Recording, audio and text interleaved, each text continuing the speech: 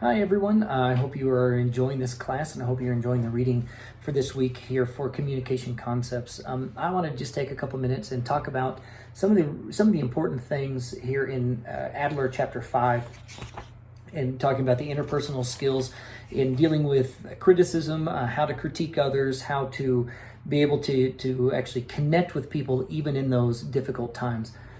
I'll be honest with you, criticism is probably one of the hardest things that we deal with. Now, depending on your upbringing, depending on your background, depending on all kinds of different things, your own personality makeup and things like that, we will all deal with criticism differently. And we will all assume that certain things are criticism when they could just be critiques. See, one of the things we have to realize, though, is that there is a difference between critiquing and criticism. And oftentimes, through our own insecurities, we tend to find, or we tend to believe that everything is criticism when sometimes they really are just critiques. And I understand, that we can sit there and say, yeah, I need to get better. I need to get better. I should do this. I should have done less of this. I need to do more of this. And however those things are. But when other people bring them to our attention, especially depending on who that person is and what our relationship with that person is, or even what we assume that person is thinking as they are saying it, because we have a lens that we are seeing them through from our own perspectives, determines whether or not we hear it as a critique or we hear it as criticism. And so that is something that we have to be honest enough with ourselves to say, yeah, okay, this is something where I need to be better at this. Some of the things that Adler brings up here when he's talking about helping people and critiquing them and things like that, or even, bringing the criticism to them. I love it when he says, be honest and don't manipulate.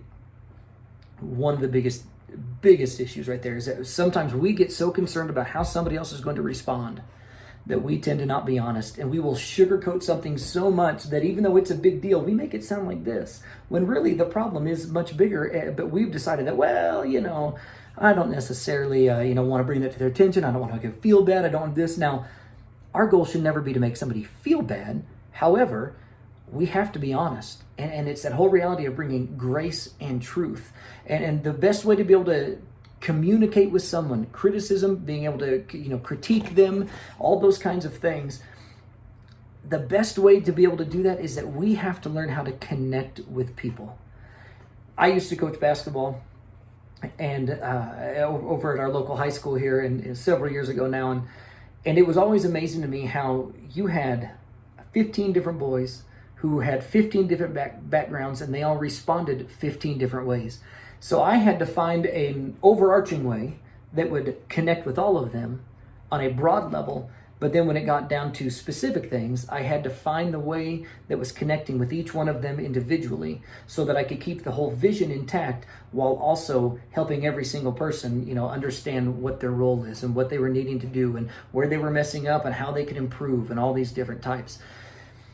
So often within communication, if I personally believe that if we look at ourselves as a coach, now I love coaching, I love being able to help develop people and bring them into who they're called to be and bringing out everything inside of them. And so if we tend to have the attitude of, okay, how can I make them better rather than, gosh, they're so terrible, then that's going to change the way that I approach the situation. It's going to change the way that I approach the person.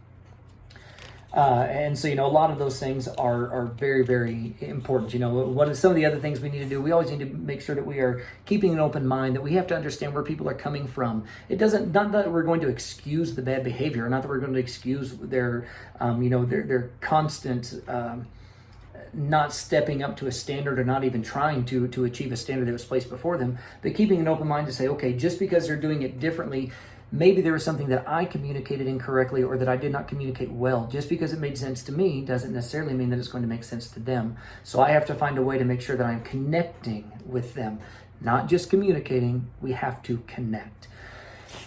In order to be able to do a lot of these things, we have to be within ourselves. We have to learn how to be able to respond to criticism well. We have to be able to take critiques. We have to be able to take criticism.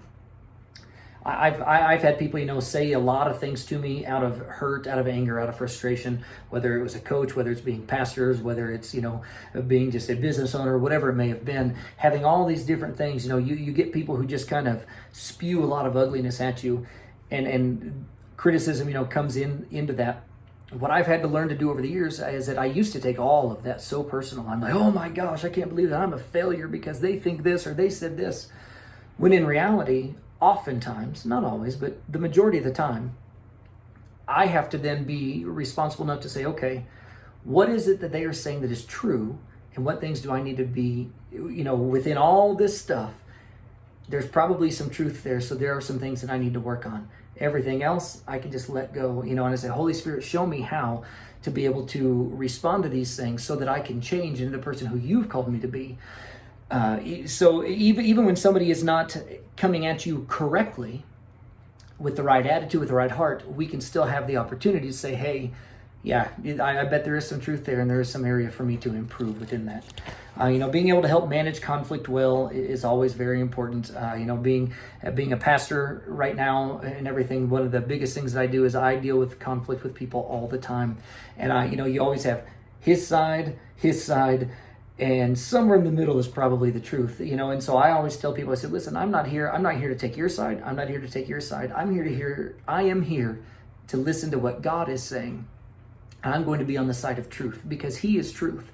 And so, and then help be able to bring clarity to those situations and helping being able to manage that conflict. But in order to manage conflict well, we also have to be able to approach conflict.